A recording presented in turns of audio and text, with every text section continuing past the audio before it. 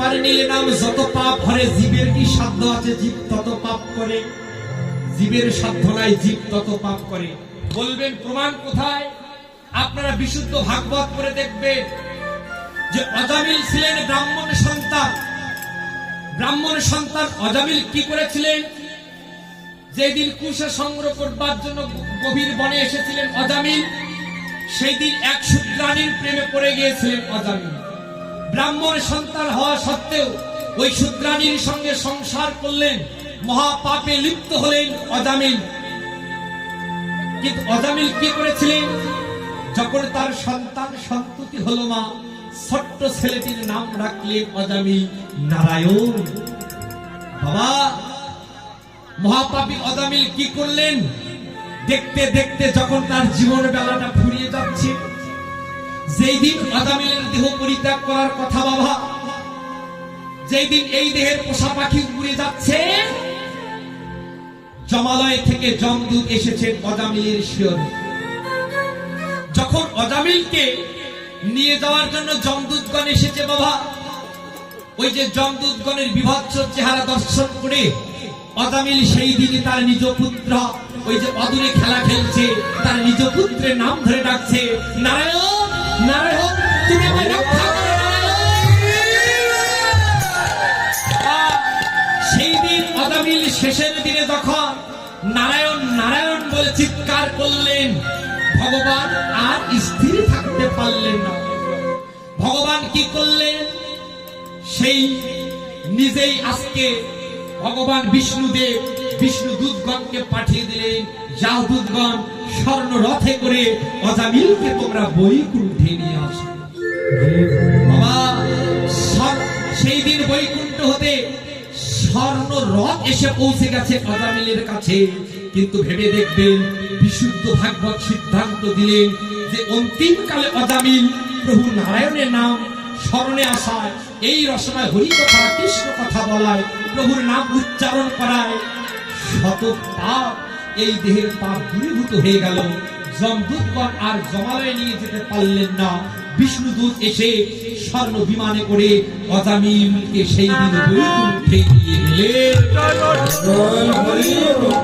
বাবা, একবার যদি ভক্তিভাব যুক্ত চিত্তের নাম করা যায়, বিশুদ্ধ ভাগবত সিদ্ধান্ত দিলেন যে এই দেহের সকল পাপ দূরীভূত হয়ে যায়।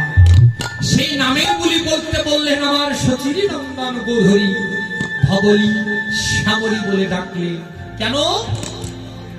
আজকে মনুষ্য জন্ম লাভ করে এই যে হরিনাম সংকীর্তন করতে চায় না, আজকে জগৎ জীবকে শিক্ষা দিলেন, এই মায়ার সংসারে পড়ে আছো, মায়ার সংসারেই পড়ে থাকবে, এই গায়স্থ ধর্ম জীবন যাপন করছো তোমরা, এটি হচ্ছে তোমাদের সাধন ক্ষেত্র। সাধন ভজন করে এই রসনায় কৃষ্ণ নামের গুলি ধরে তোমরা আপন আপন সাধনায় যেন সেই দিন শেষের দিনে আমার এই দেহ গগন হতে যেই দিনে প্রাণ পাখি উড়ে যাবে, দয়াময় তুমি আমার এই দেহ ভারীর 9খানা দরজায় দাঁড়িয়ে থাকবে। আমার এই দেহের পোষা পাখি উড়ে যাবার কালে আমি যেন তোমার ওই ভুবন ভুলানো রূপে নয়ন দিয়ে আমি যেন সেই দিন আমি আপন ঘরে ফিরতে পারি। ভগবান কথা দিয়েছিলেন, মা তথাস্তু ভক্ত, তোমার মনোবাসনা পূর্ণ হোক। বাবা, অনায়াসে বিশ্বপিতা ভগবান কবে কোন দিন বলি মহারাজের মনোবাসনা পূর্ণ করলেন?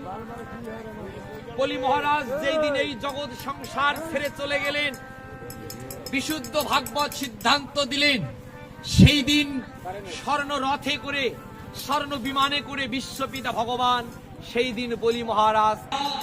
এজন্য বললেন, এই জগৎ সংসারে ভগবান নিজেই বলেছেন, ভক্ত আমার মাতা পিতা, ভক্ত আমার গুরু, আর ভক্ত জনাই নাম লিখেছেন এই জগৎ সংসারে বাঞ্ছা কল্প। ভক্ত যেই দিন খাওয়ায় মরে সেই দিন আমি খাই, আর ভক্তের তরি অসল হইলে সেই দিন নিজেই বই খাওয়াই। এই জগৎ সংসারে ভগবান নিজেই বললেন, ভক্তই আমার সব, ভক্তই আমার পিতা, ভক্তই আমার মাতা। ও মায়েরা, ভক্ত যদি, ভগবান যদি নিজেকে, ভক্তকে যদি আপন করে কাছে টেনে নেয়, কিন্তু ভেবে দেখবেন আমরা এই জগৎ সংসারে মনুষ্য জন্ম লাভ করে আমরা ভগবানকে কোনোদিন কি আপন করে কাছে টেনে নিয়েছি? কাছে টেনে নিতে পারিনি, ভালোবাসতে পারিনি, আপন ভাবতে পারিনি। এ বাবা, পেরেছি? পারিনি। তাহলে এই জগৎ সংসারে এলাম, এই জগৎ সংসার ছেড়ে চলে গেলাম, এই জন্যই আমার আশা নয়। এখানে আমি এসেছিলাম কি আমার কর্তব্য, কি আমার কর্ম, আমি কে? এমা, এই প্রশ্ন আমাদের মনে কি কোনোদিন জেগেছিল? না, জাগেনি। তাহলে এই জগতে আমি কে, এই প্রশ্ন আমাদের জাগেনি। তবে কাদের জেগেছিল? একদিন এই প্রশ্ন এক ভক্তের হৃদয়ে জেগেছিল, এক ভক্তের মনে এই প্রশ্ন জেগেছিল যে এই জগতে আমি কে? বাবা, তিনি কে? চৈতন্য চরিতামৃতে সিদ্ধান্ত দিলেন তিনি হচ্ছেন সনাতন গোস্বামী প্রভুপাদ। মায়েরা, সনাতন গোস্বামীর মনে একদিন প্রশ্ন জেগেছিল, এই জগৎ সংসারে ধন ঐশ্বর্যগুলি যদি আমার হয়, ভাই বন্ধু স্ত্রী পুত্র এরা সকলে যদি আমার আপন হয়, তাই এই জগৎ সংসারে আমি কার? সবকিছুই যদি আমার হয়, তাই এই জগৎ সংসারে আমি কার? আমি কে? আমি কোথা থেকে এলাম? কি আমার কর্তব্য কর্ম, কি আমার পরিচয়? সেই দিন সনাতন গোস্বামী কি করেছিলেন বাবা? মায়ার সংসার পরিত্যাগ করে একটি কম্বলকে আশ্রয় করে প্রভু আমার সনাতন গোস্বামী আমার ছুটে যাচ্ছেন শ্রী চৈতন্য মহাপ্রভুর কাছে। শ্রী চৈতন্য মহাপ্রভুর সম্মুখে এসে অবনত মস্তকে প্রণাম জানায় সনাতন গোস্বামী বললেন, দয়াময়, আমার মনে প্রশ্ন জেগেছে, এই জগৎ সংসারে সবকিছু যদি আমার হয়, তাহলে এই জগৎ সংসারে আমি কার? প্রভু, আমি সবকিছু বিসর্জন দিয়ে এসেছি, আমি তোমার কাছে জানতে চাই এই জগৎ সংসারে কি আমার পরিচয়? প্রভু বললেন, ও সনাতন, সনাতন, তুমি না বললে তুমি নাকি সবকিছু পরিত্যাগ করে এসেছ? আচ্ছা সনাতন, কই আমি তো দেখতে পাচ্ছি তুমি এখন একটি কম্বলের মায়া পরিত্যাগ করতে পারোনি। যে কম্বল খানা বুকে আঁকড়ে ধরে ওই সংসার পরিত্যাগ করে এসেছ আমার কাছে। সনাতন, আমি এখনো দেখতে পাচ্ছি তুমি এখনো ওই একটি কম্বলের মায়া পরিত্যাগ করতে পারোনি। কি করলেন বাবা? সনাতন গোস্বামী গঙ্গায় স্নান করতে গিয়ে এক ভিখারিকে ওই কম্বলটি দান করে দিয়ে মহাপ্রভুর শ্রীচরণে এসে আছাড় খেয়ে পড়লেন আর বললেন, দয়াময়, আজকে আমি জানতে চাই এই জগৎ সংসারে কি আমার পরিচয়, আমি কে, আমি প্রভু সেই দিন বললেন, সনাতন, তুমি তোমার পরিচয় জানতে চাও? এই জগৎ সংসারে তুমি শুধু একা নও, জীবের একটাই পরিচয়, জীব কৃষ্ণ নিত্য দাস। জীবের একটাই পরিচয়, জীব কৃষ্ণ নিত্য দাস। কি মায়েরা, জীব যদি কৃষ্ণের নিত্য দাস হয়, আচ্ছা ভেবে দেখুন তো, এই জগৎ সংসারে আমরা কি নিত্য কৃষ্ণের দাস হতে পেরেছি? মা, আমরা কৃষ্ণের দাস হতে পারিনি। কি হতে পেরেছি? আমরা হয়ে গেছি এই জগৎ সংসারে সকলে আমরা মায়ার দাস। তাই তো ভক্তি শাস্ত্রে কলম দিলেন, জীব নিত্য কৃষ্ণ দাস ইহা ভুলিয়া গেল, সেই থেকে মায়া পিশাচী জীবের গলায় বাঁধিল।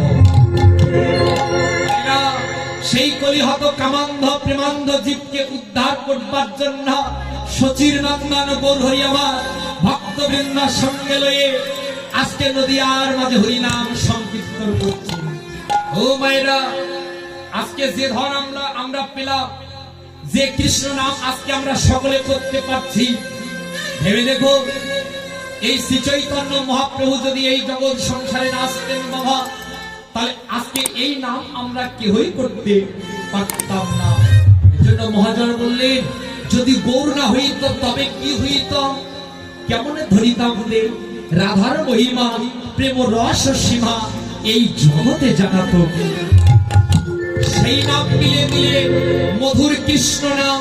ও মায়েরা, আমরা দিনান্তে একটি বারের জন্য আমরা এই রসনায় হরি কথা কৃষ্ণ কথা উচ্চারণ করতে চাই না। তাই এই যে দেখুন, হরি নাম কৃষ্ণ নাম আপনারা করবেন। এই নাম করলে কি হবে? বৃহৎ নারদীয় পুরাণের দৃষ্টান্ত দিয়েছেন, বললেন হরের নাম হরের নাম, হরের নামই পক্ষে বলা বলো নাস্তাব্য নাস্তাব্য নাস্তাব্য গতিরন্যথা। বললেন ওহে কলির অন্ধজীব, এই কলিযুগে একমাত্র কৃষ্ণ নামই হচ্ছে তোমাদের মুক্তির উপায়। এই নাম ছাড়া আর কোনো গতি নাই, আর কোনো গতি নাই, আর কোনো গতি নাই। সেই নাম মিলে দিচ্ছেন আজকে জগৎ জীবের ঘরে ঘরে গিয়ে আমার প্রেমের ঠাকুর শ্রীকৃষ্ণ চৈতন্য মহাপ্রভু। ভাইরা, হরিনাম সংকীর্তনের অত গৌর আজকে সচির আঙ্গিনার মাঝে ধবলি শ্যামলী বলে ডাকলেন। তাহলে এই যে আজকে সচির আঙ্গিনার মাঝে ধবলি শ্যামলী বলে ডাকলেন কেন? ধযুক্ত বলি। তাহলে আজকে আমাদের কোন বুলি ধরতে বলেছে? মায়েরা, আজকে এই জগৎ সংসারে আমরা কি করলাম? এই রসনায় আমরা কথাও বলি, কুকথা বলি, আবার কখনো সুকথাও বলে ফেলি। তাহলে কথা বলার জন্য, কুকথা বলার জন্য আজকে বিশ্বপিতা ভগবান এত সুন্দর বদনে দেয়নি মা। ভগবান কোন বুলি বলতে বললেন? ভগবান বললেন কৃষ্ণ নামের বুলি তোমরা ধরো। যদি কৃষ্ণ নামের বুলি যদি ধরতে পারো, যদি কৃষ্ণ নাম যদি করতে পারো, অনায়াসে ভগবন্ধন তোমাদের কেটে যাবে। বাবা, আমি ফিরে আসো বাবা। আজকে ভাবের আবেশে ধবলি শ্যামলী বলে ডাকলেন। আজকে পদকবি টিকা দিলেন আজুরে গৌরাঙ্গের মানে কি ভাব উঠিল। আর ধবলি শ্যামলী বলেন সঘনে ডাকিল। প্রভু আমার কিভাবে ডাকলেন? আজ শেখাবে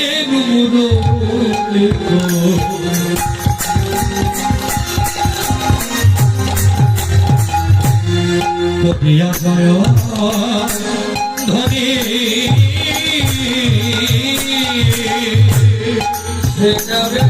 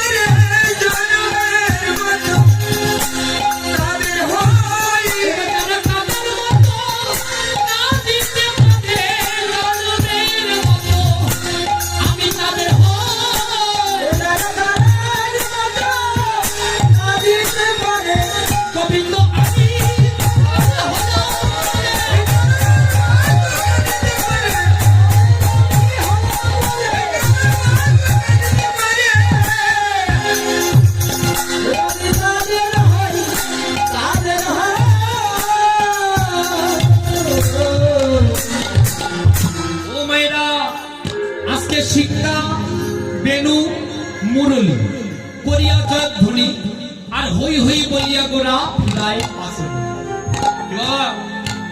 এটি কোন যুগ মায়েরা? যে যুগে আমরা বসবাস করছি এই যুগের নাম কি বলুন তো?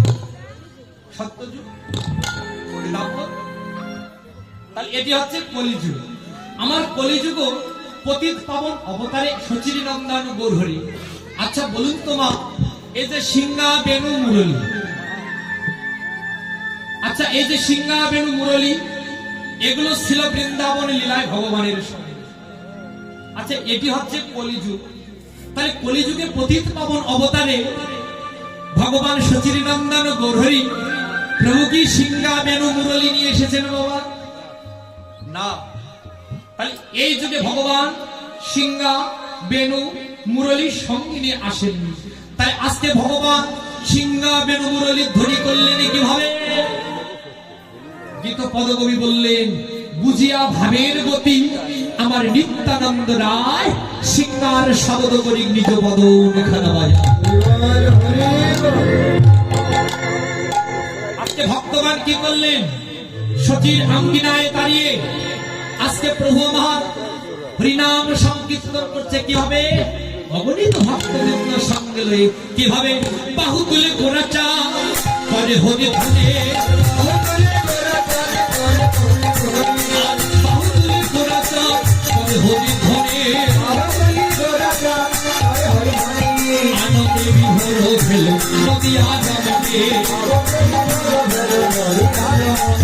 আনন্দে বিভোর ফেল নদিয়া জগতে। তাহলে হেমদণ্ড বাহু প্রসারিত করে প্রভুর নাম সংকীর্তন করছেন নদিয়ার মাঝে। পদকবি বললেন, বাহু তুলে গোরাচার করেন হরিধ্বনি আর হই হই বলিয়া গোরা, আনন্দে বিভোর ভেল নদিয়ার রমণী। ও বাবা, এখন আপনারা বলতে পারেন যে প্রভু যখন হরিনাম সংকীর্তন করল তাহলে সেখানে কি শুধুমাত্র রমণীরাই ছিল, পুরুষ ছিল না? দেখুন কি মায়ের, আপনারা তো বলতে পারেন যে সেখানে কি শুধু রমণীরাই ছিল, নারীরা ছিল? সেখানে কি পুরুষগণ ছিল না? দেখুন এই জগৎ সংসারে আমরা যারা নারী পুরুষ দেহ ধারণ করি আছি বাবা, আমরা সকলে হচ্ছি প্রকৃতি। তাহলে পুরুষকে এজন্য বললেন ঈশ্বর পরম কৃষ্ণ সচ্চিদানন্দ বিগ্রহ অনাদি রাদি প্রাণ গোবিন্দ সর্ব কারণের কারণ। আমরা সকলে হচ্ছি প্রকৃতি আর পুরুষ হচ্ছেন একমাত্র অনাদি রাদি প্রাণ গোবিন্দ।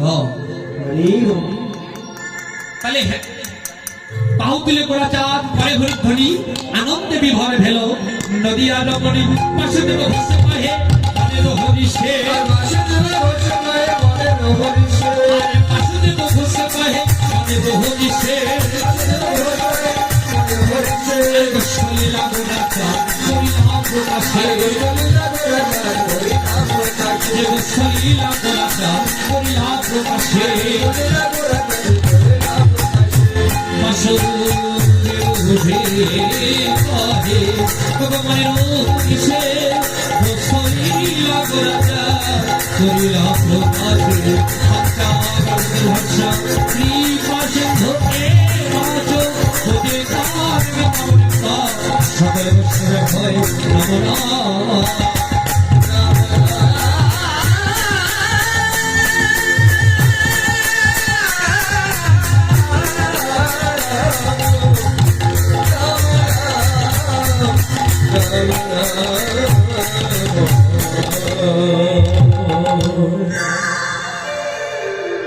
শুধু ভক্তের সজ্জন আমার পিতৃমণ্ডলী, আমার মাতৃমণ্ডলী, এতক্ষণ ধরে আমরা নবদ্বীপ লীলা গৌরচন্দ্রিকার রস আস্বাদন করলাম।